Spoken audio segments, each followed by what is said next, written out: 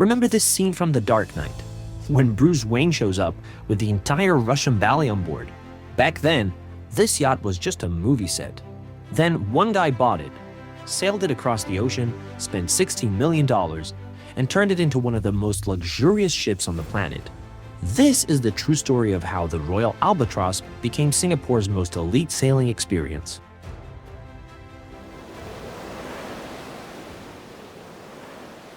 The ship was built in 2001 and was named Windy 2. It offered simple, humble cruises across Lake Michigan. In 2008, it landed a quick Hollywood cameo as Bruce Wayne's yacht. But after that, it was back to the basics, until Peter Pela saw something no one else did.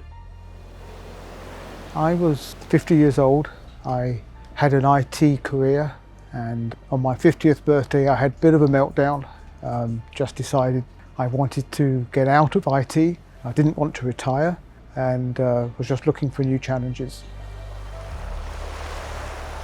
So I saw this ship for sale in Chicago, and really without a business plan or a clear vision what I wanted to do, but I knew if I bought it, it would change my life. In 2008, Peter bought the ship. But instead of keeping it in America, he decided to sail it across the world.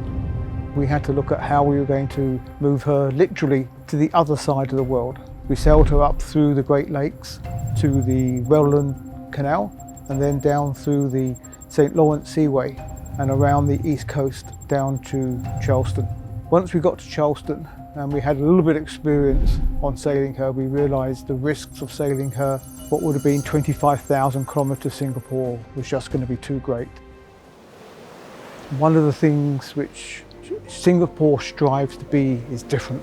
The perfect weather conditions here for sailing, calm waters, that there'd be an opportunity to bring a tall ship here and commercialise her, an operator in the harbour, and give her a chance for locals and tourists to see a tall ship, because they are very rare in this part of the world.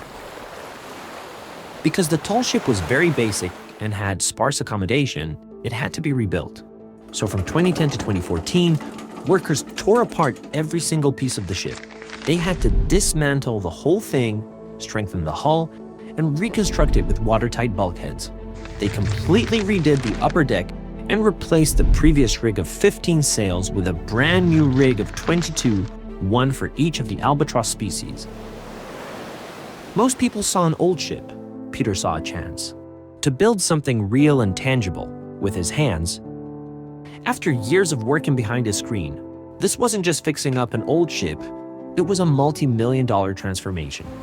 Replacing all the decking, all the equipment, all the electronic, all the systems on board, all the firefighting. And in doing that, I was able to then really rebuild the ship to my vision on what a tall ship could ultimately be. But there were some extremes you went to. One, we put in a moon pool.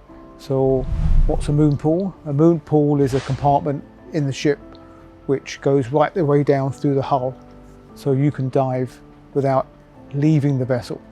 So it's just the whole ambience of the ship, which includes over 60,000 hidden LED lights to give you the mood and ambience lighting at night. In 2015, the Royal Albatross was finally ready. The day she sailed again, something quietly shifted in Peter. This wasn't just a ship he found, it was a second chance, built plank by plank.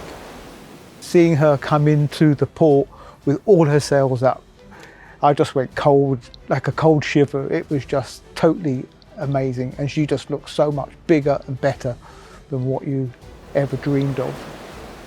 Today, she sails out of Singapore almost every day. It's a place where people celebrate their life's most precious memories, or just escape into something beautiful. And it all happened because of one man's dream of transforming a basic ship into the most luxurious tall ship in the world. For Peter, this wasn't just about owning a ship.